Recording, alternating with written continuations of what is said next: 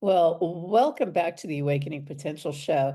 It's your gateway to the extraordinary. And I'm your host, Karen Rudolph, and I'm here to support you in stepping into your sassy confidence, your classy wisdom, and your bold, badassy brilliance. Because awakening your potential isn't just about a moment, it's a movement. And here we dive into powerful stories, soul-stirring tools, and game-changing strategies that spark transformation in your life, in your work, and in the world around you. So grab a notebook, open your heart, and let's light that inner spark.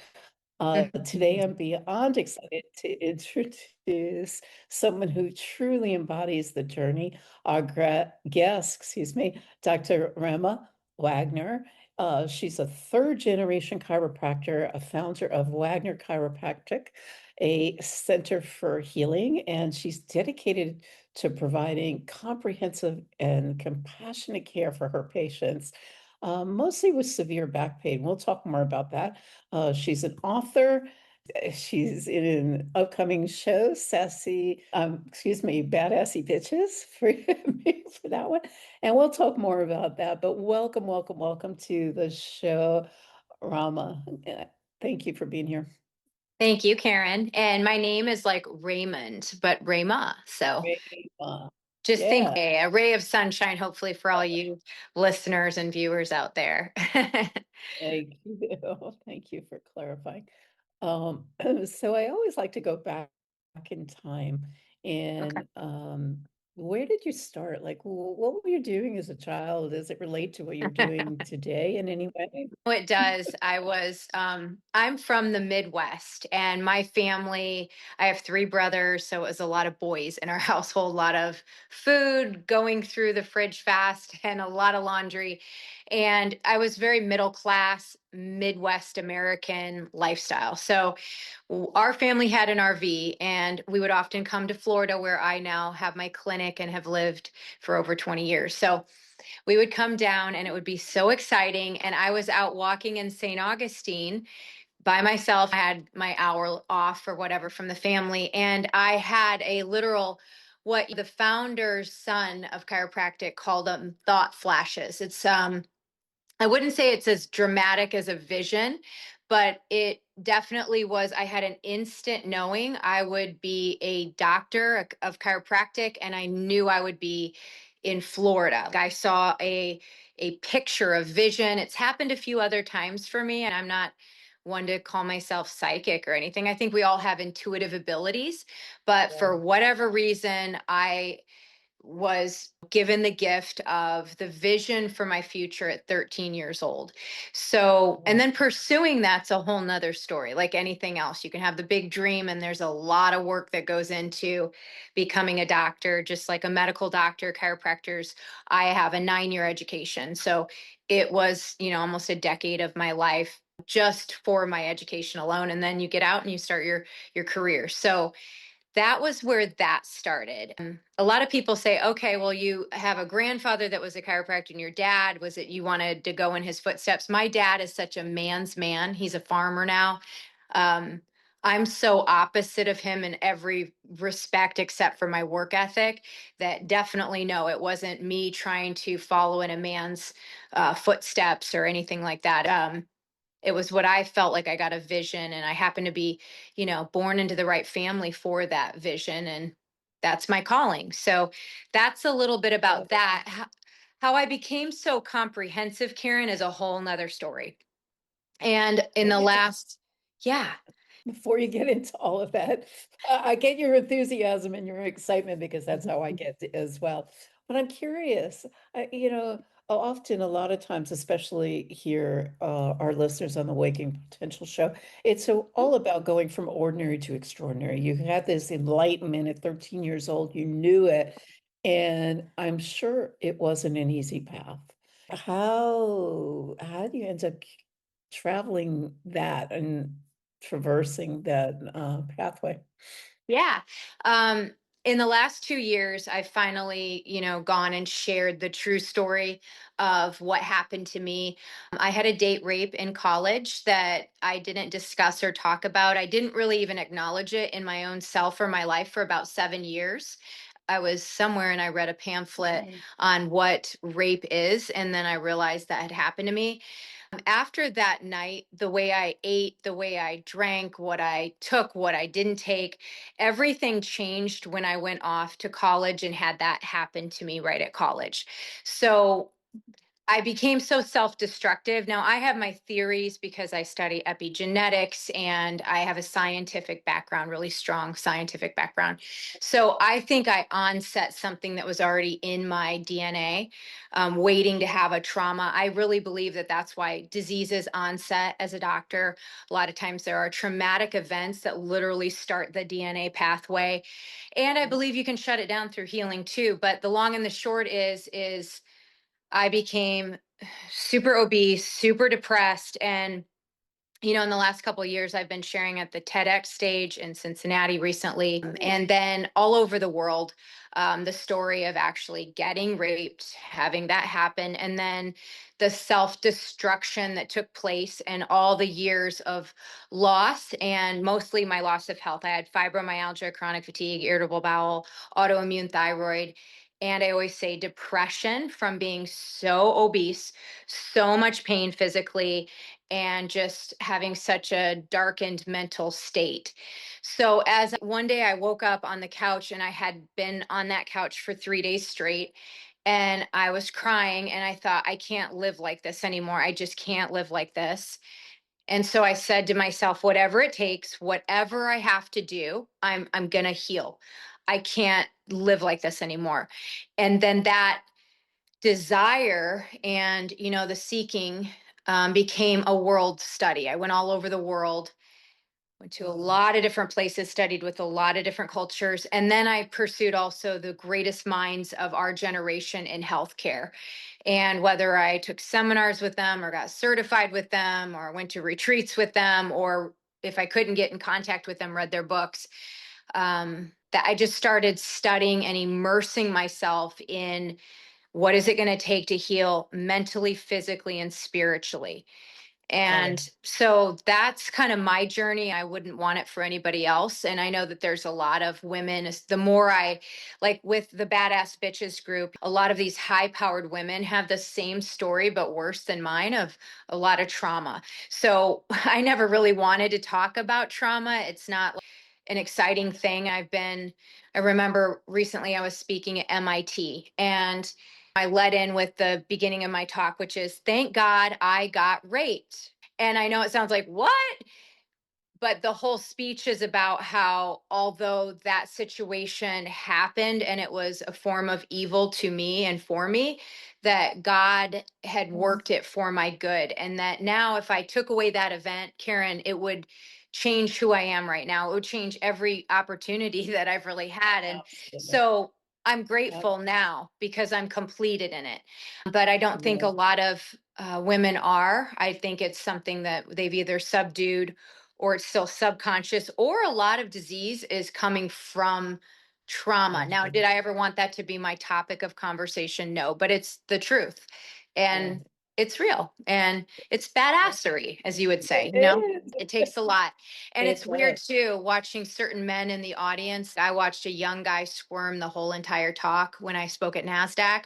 And Yeah. I looked at him and I thought, he wouldn't even look me in the eye. So I thought he probably raped somebody. He's abused somebody if he was that squirmy, squirmy, squirmy, squirmy. And then Wow. I saw a pastor guy that was like, too much information. Like he yelled that out in the crowd. And a bunch of the really powerful, great, loving men were like, shut up. Like, you're a douchebag, dude, for even saying that. Women are uncomfortable, men can be uncomfortable, and then a lot of people are just moved. They'll come up and be crying and say, thank you so much for sharing, something similar happened to me. That's kind of where So I'm at right now. It's, yeah, So, first off, I want to acknowledge you for your authenticity thank you. and really being vulnerable, because I believe that's what moves the needle. I too was sexually abused when I was 11, and I'm for sorry. years it went away until I had my first daughter. And then all of a sudden it was like somebody came up to me in the grocery store and said, "Watch out, they're going to snatch your daughter." And all of a sudden it came flooding back in when I was 11 years old, and she was only like 4.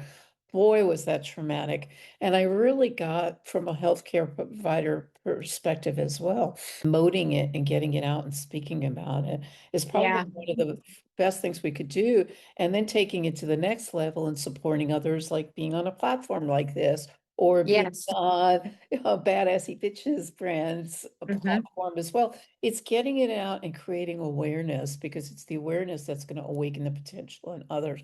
So I really honor you for doing Thank that. you. And And, forgive me, you know, I've, Karen, I have some thoughts about that too, because I feel just yeah, like for all people that are in pain, I hope that as a doctor, I'm compassionate towards them. I may not always have been through the same thing, but, right, you know, that empathetic bond that you can make when you're just help someone who's in pain. But I would advise a lot of the people out there that sharing it in the wrong time oh, yeah, space continuum, number one, can be a bad idea. And number two, people are very judgmental if you aren't with the right professionals. And also that sometimes people use their stories now as a way to get attention and to be special. And it's really an attention getting thing. And for me, it is not. yeah, it's I was definitely like, not. why do I have to do this story? Why me? But then I realized if it does unlock somebody's healing, then just do the right thing because it's the right thing to do. But Absolutely. yeah, that is a whole topic that I think could be explored with women and with men. There's men that have been abused too, but Yeah, probably more women than men. And we agree with that. And so a lot of women have had that experience and exactly. And don't even talk about it. don't So, even talk about it. Maybe they don't yeah, even acknowledgement. Maybe they don't know that there's a downstream effect in their cortisol, in their, you know, their health, like their obesity often, or even diabetes. They're finding that childhood trauma definitely has an effect on our health for the rest of our lives based absolutely. on the imprinting in the brain and the amygdala. So that's kind of how did I arrive where I'm at is as a doctor, I had to heal myself and no one was there to help me. No one was there to necessarily. Now, look, every one of those professionals and healers, and there were, you know, dozens and dozens of them. Every piece of it you could take from Right. them, from each one. And I'm grateful for them because they might have been ahead of me at some times. And now I'm probably ahead of some other people that I want to grab down and pull them up too.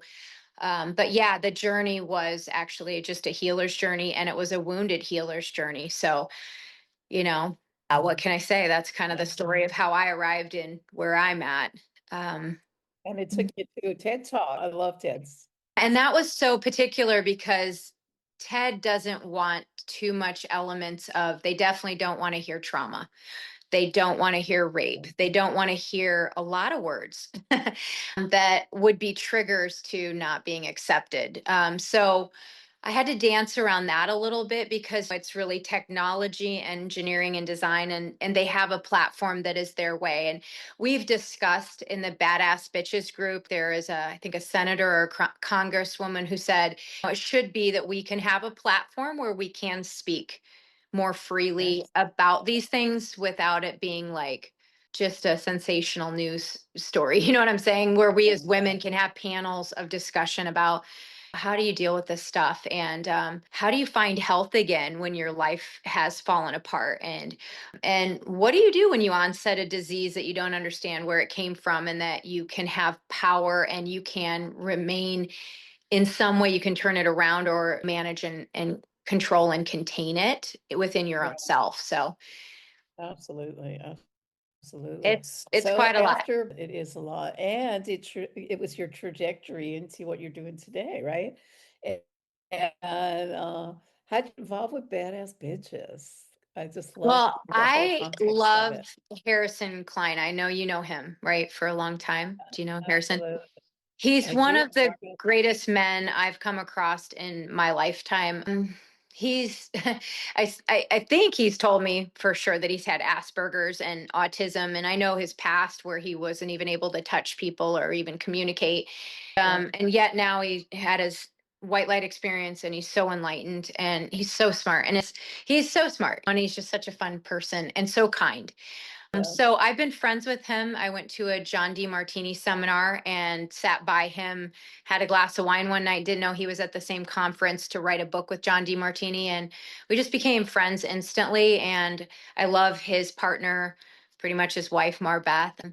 So yeah, Harrison has just been a kind man. And in the self-help realm, I remember one of my teachers, I don't know if you've ever heard of the guy named Stuart Wilde. Have you heard of him? I have. He remember how he used to be Wayne Dyer's best friend, but Wayne, was pretty private about it. And well, Stewart said there's a lot of ripoffs in the New Age movement, and I was like, what? Because it seemed like everybody's so nice and wonderful, and I'm not ripping on that at all. But Harrison's not a ripoff. He's one of those people 20 years later, and you like them more. And if you invested money in him, Exactly. there was a lot that Yeah. came back from it. It is a great exchange. He's a giver, and you don't always find that. And he's in that realm of transformational world leaders, and he's just a giver in there. And so I got involved because basically I wanted to support him. Now, I don't know if you want me to say anything about this, but I was not okay with endorsing me being called a badass bitch. I would be okay with badass, but I don't, bitch, forget it. Okay. So I told him I can be behind the scenes. I will come to any event and support in any way I can. But there's no way, with the reputation I've had to build in the community, I'm a Christian, like there is no way I want to put my name up on that. And then he kept just denying that. I was like, okay, I'm bowing out, but I'll be here to support.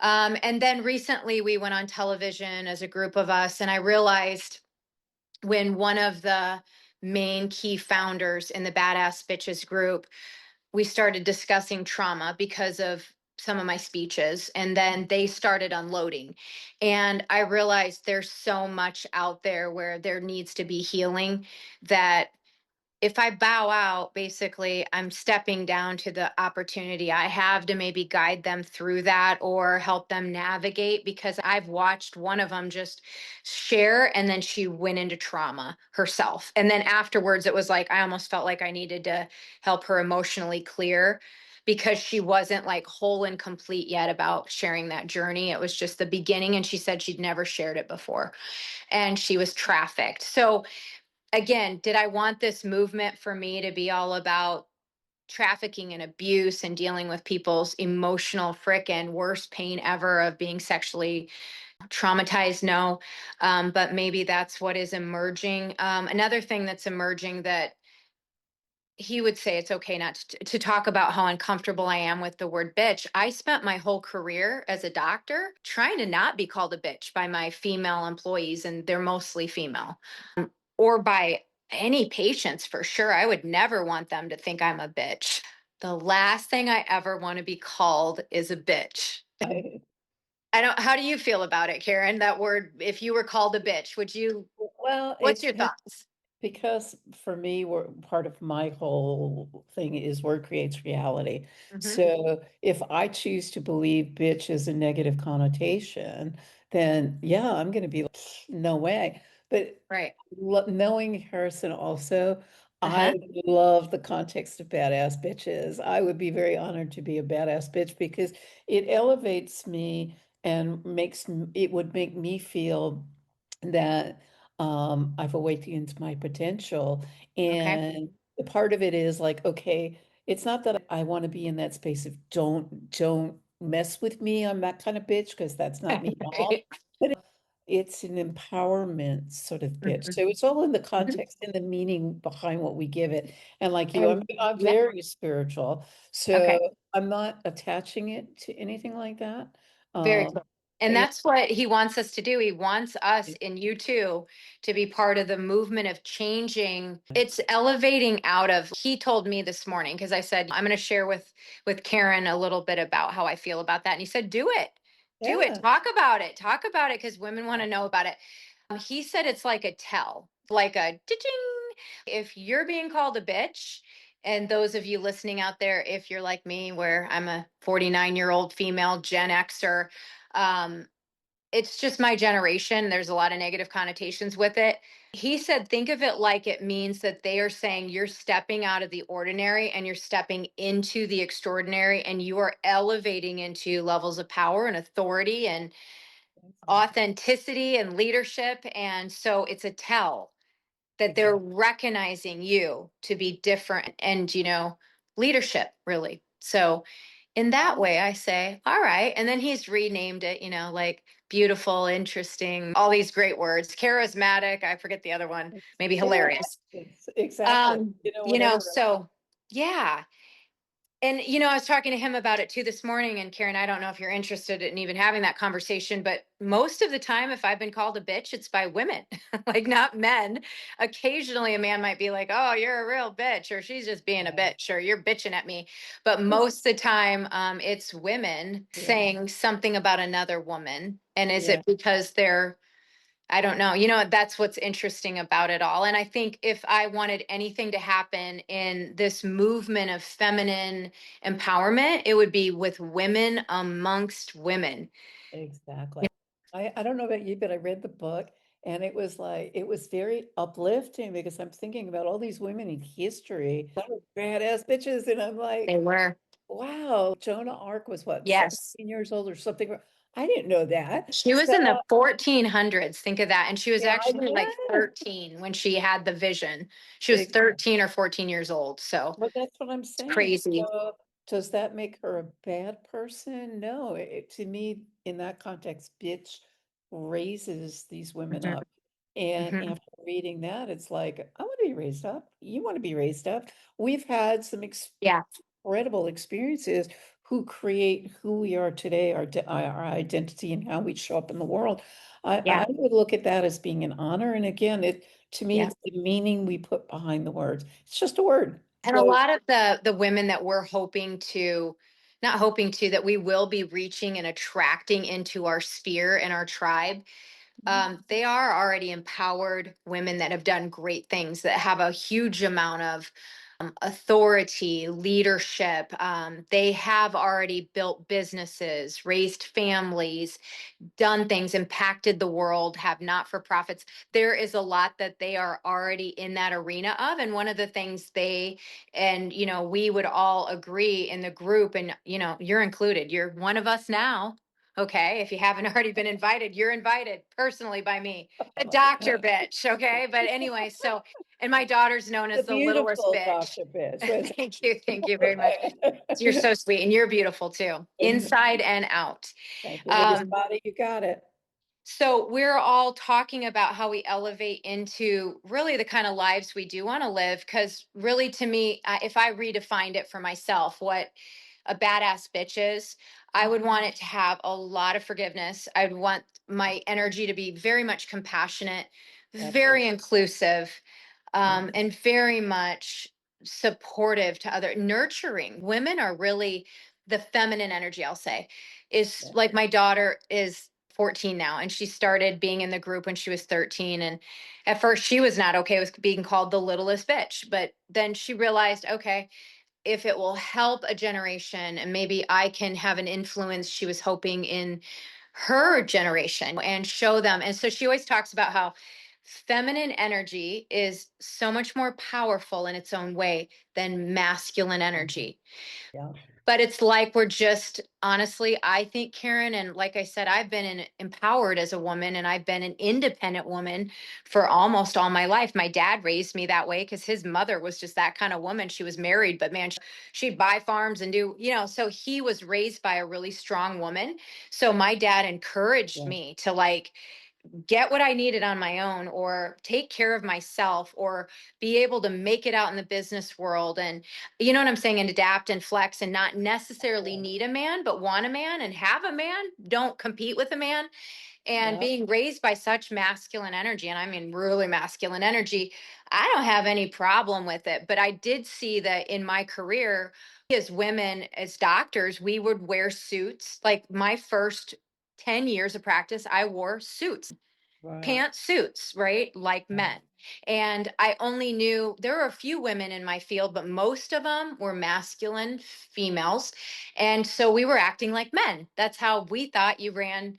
And so now I don't know if it's starting to happen, but I think it is, where now we can bring a different side to ourselves.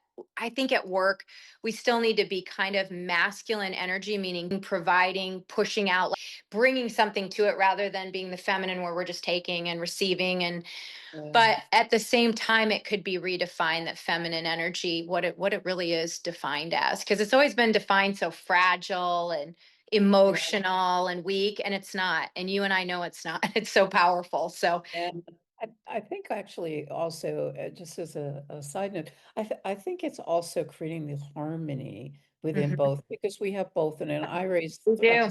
single mom of three daughters, and I raised each of my daughters to be, just like you were saying, to be independent and be their authentic selves. Sometimes it's a little more authentic than I would prefer. Yes. Sometimes, but they're standing out there holding their own, and as you said, it's like the ones with partners, not all of them have a partner at this point, but the ones with partners are holding their own ground. And sometimes I have to stop and pause and say, wow, talk about a badass bitch. It's Yes. Good like, job, mama.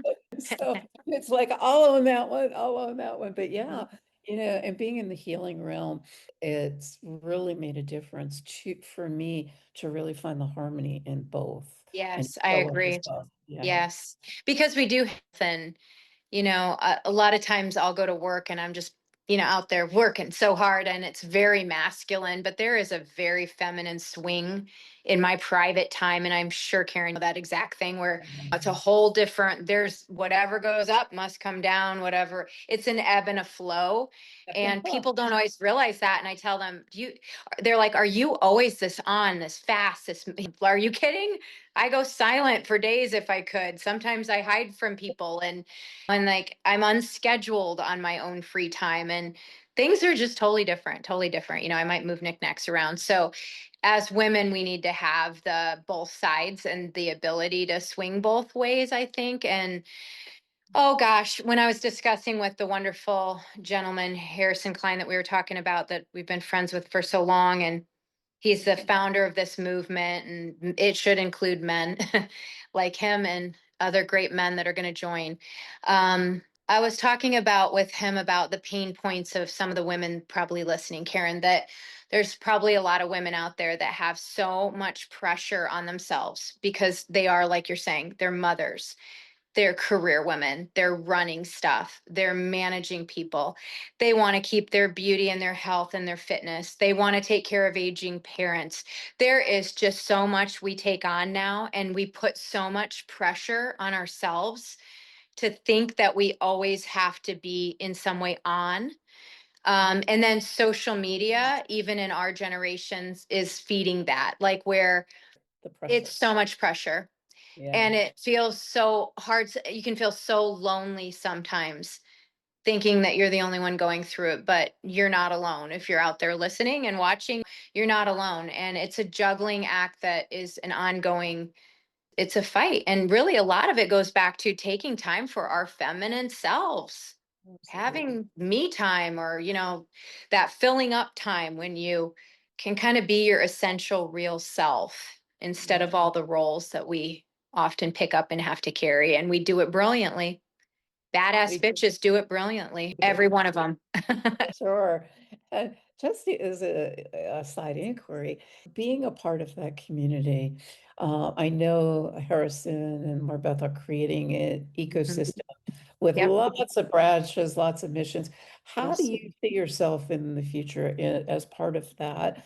Having a full-time practice and Yeah. still juggling, right? Because as Yep. women, we multitask and, how do you see yourself? I'm trying now, Karen, that's a great question. Thank you for that. I'm trying now to work it all out where everything I'm doing is really in my value structure, meaning my daughter, I've dragged her along to all these. Absolutely. I'm on a media tour this year because I wrote a best-selling book called Journey Through Chronic Pain, and I didn't expect it to turn out to be what it was. And so I'm on television all over. Well, I have a big value on being a mother. And then with motherhood, I want her to be healthy. Okay, that's big to me. And then um, I want her to get an education. So then I think, okay, I have a value on education myself. I have a value on, family health. I have a value on wealth building. And I also have a value on education and creativity and sharing things, teaching, speaking, etc. So if I can somehow, if she comes along and we do something healthy together, and then we also have mother bonding time, mother daughter, and then she learns about how PR works, or we maybe go to a museum when we're traveling or whatnot.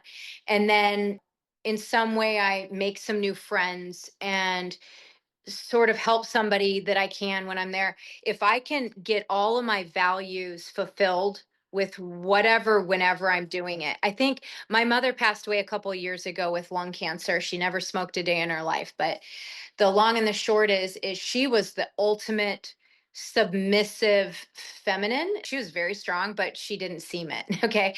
And she was very much with my Right, father's very dominant masculine. But my mother seemed to have that, like where when she's doing the dishes or when she's cooking or when she's at work or whatever, it seemed like she was really in her true element and herself, and she was really being her whole self. And I right, think as women, that's what we need to find a way to do, where everything is the same thing. So it's not a compartmentalized, oh, when I get done with this, I can relax and be this, or, oh, if this goes this way, like that it right. can just, that we can somehow bring our totality back to everything we do, because then we'll feel more joy and we'll Absolutely. feel fulfilled, and we won't be waiting for something else to happen to finally feel, what I'm saying, satisfied or whatever, because life just flies right by. So there's Right. something to it. And I don't know how, but I think that's what a lot of great people do that are leaders, whether men or women, is everything is one thing. Yeah. And they can tie all of the activities to their purpose. And then now they're fulfilled in every realm of their life while they're doing all of it. So Yeah. I hope it's a theory that is actually accurate. It's my hypothesis. It sounds really good in theory. It does for sure. And I'll be standing there on the sideline going, you got this. Thank you. So Thank you. I know what it's like to. And as Oh, far as the yeah. group goes, So I really want to help the movement with I feel like one of the things that I might be really, as much as I'm a healer and I could sit and do emotional healing work with anybody anytime if they wanted me, I'm glad to be of service. If someone needed to be adjusted or acupunctured, I do that too, gladly. Anything I can do to help with pain. But as far as having women really find out their real identity, I think if you inherit wealth, a lot of times as a woman, you don't have an identity beyond that it was given to you and it's a society that you're in. And I don't know that right. experience because I was born poor and my parents eventually became very wealthy, but they never gave any of it to me. I had to do it myself. So what I do have, I've earned, and I'm glad for that. Anyway, the point being is I think a lot of women are struggling with identity issues. I see it a lot. They definitely had their roles and they succeeded. We've succeeded in careers, but then there's that real person once you sell the company. Who am I now? Or now the kids grow up and then who am I Right. really now? The identity crisis. And sometimes telling our stories, finding out that every one of us, we all know we have stories, but being able to share, almost like on business, they do unique selling propositions or whatever, like your elevator pitch. Right. Every one of us has our own story that's a signature story. And I'd love to help women be able to uncover that and speak about that. And as they're discovering their identity, and I'd also really love to help them have health and wellness, because I think that fuels beauty and I think it fuels business and I think it fuels relationships. And so to be part of that community and be a force of nature for good in the health and wellness sphere, I think that'd be great. I love it. I know it's a new community. Badassy Bitches is really getting off the ground, and I'm really excited for her That's soon going for to be sure. And huge. it's not, yeah. So that sounds And great. So what's thank next for you you? for your support in it too and having us on. Oh, It's I wonderful. love I'm really to. happy to be here. It's great having you here. So what's next for you? What do you see yourself? I read an article by Peter Drucker, and it was in a book on. I had gotten to speak at Harvard, and I saw this book by the Harvard Review that was on managing yourself. And prior to that, I had read a book on managing others, and I cried most of through it because I thought, man, management is even changing how we have to interact with employees and the way our relationships are forming and changing. It's not the old model where it's hierarchical and just do what I say and I'm the boss. Things are really rapidly shifting in the business field, I think, and in hiring, training, and managing people and leading people. So, anyway, I picked up this book on managing yourself, and there was an article by Peter Drucker, and he said about 20 years out in any field, if you don't reinvent yourself or have a second career, you're going to stagnate. And he gave all this research why. And that was the main thing that I took is like, well, I'm on my 20th anniversary in my clinic, 30 years in this field, maybe more, 35 probably since I started. And it's like, what's my second career? So, Karen, thank you for asking me that. For me, just like many women that are going to be part of the tribe, there's a whole nother second half of life. There's a whole nother hopefully me emerging. I hope it's not the cliche of like, I'm going to be a consultant and I'm going to tell other people how to live their lives. It's got to be so much more than that. But I know that I have something even bigger than maybe the workaday world and the clinic. And although it's been one on one with patients, and that has been a tremendous experience with the thousands of people that I've helped. So, yeah, I see a potential of helping far more people in a larger sphere. And hopefully that's through Badass Bitches. But it's emerging. Some of it's just writing books, some of it's creating my signature masterclass on health called The Five Elements to Health and Vitality. Some of it's emerging by just getting my butt on television and getting out there and sharing the message, and not waiting for it to be perfected, which I don't know if you could speak to that, but I can speak to like nitpicking my first book for so long. I just edit, re-edit, edit, re-edit. I And just so, handed mine over to the editor, to the publishing company literally this well, week good job on that. And, after that two would be a years. recommendation. See, and even that, it's hard to let it go. It's because we could just be perfectionists, and Exactly. really we got to just get it out there, Yeah, get it going. Done is exactly. better than perfect, as one of my mentors says. And Absolutely. so I hope to continue making progress, and I hope to continue. I plan on continuing the influence and whatever little part and piece I have to be giving that to the world. Love And it. I know it'll come back in dividends. And my life has been pretty amazing because of that. So, service for sure. I want to serve on a higher level. Lily, you sound absolutely amazing. And just to the listening audience, I just want to say if anybody is interested in getting a hold of Rama and hearing more about this or anything she's involved with, all of her contact information will be in the show notes, Thank you. along with some of the context of the Badass Bitches context for sure as Yes, well. indeed. All be yeah. So we'll hook you up with all the links and everything else and what's available to you. Mhm. And I always like to ask, what is I call them pearls of wisdom. If you had one thought to leave the awakening potential listening audience with, what would that be? I would say become a seeker, because if you knock, you will find. If you Wow. seek, you are going to find. So you just get Yeah. out there and you seek whatever it is you're looking for. I love that. Love that. Love Thank that. you. Yeah. Is there anything else you'd like to share or before we part Well, I ways? know that you're going to want to look up Amazing. what Badass Bitches has going on, because we're going to have some free classes coming up. I Yeah. know we have one coming up on November 20th at 6 p.m., and it's the psychology of power. And if you haven't gotten a hold or gotten in Harrison Klein's orbit or atmosphere, he is such a cosmically cool dude. Yeah. And you really just want to come be a part of our group, come, find out more about what Karen is doing and some of the other people she's already interviewed with our group. And just, we warmly welcome you in. Yeah. Thank you. I actually did Harrison this earlier in the year. So what I'll do is, if you're cool with it, I will connect this into That would the be perfect. Do it. post as well, because he's Yep. part of it. Yeah, and I just we all adore him as well. And He's now wonderful. meeting you, it's just been such an honor and such a pleasure, and I'm so grateful in your busy life and your busy day that you took the time Thank to be you. with us. Thank Well, you. same to you, Karen, and thanks for what you're doing. And I can't wait to watch more of the other episodes. I'm just finding out about you recently here. So, Yeah. um, yeah, it's going to be great. And the movie, what is it called again? It's called The Art of Manifestation, and I'm All also in it. right. The second movie is Frequency of Healing. So, that speaks to me hugely as well. So, um, Awesome. yeah, I'm excited for that. So hopefully you'll come and introduce yourself when when we all get together.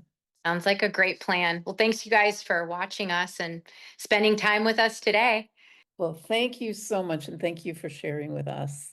It's been such an honor listening to your journey and the insights you shared, and hopefully, I'm trusting the listening audience will have gained something from it. So, thank you. Thank Your you, story, Karen.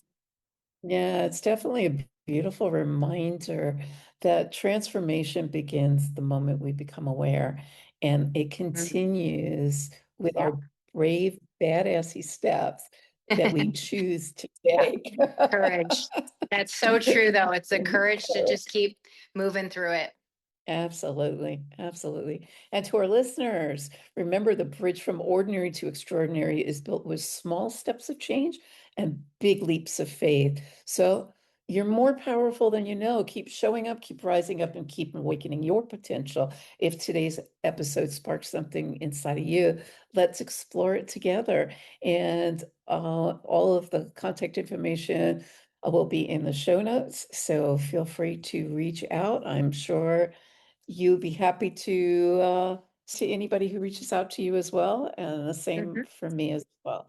So till next time, make it an amazing day. Bye for now.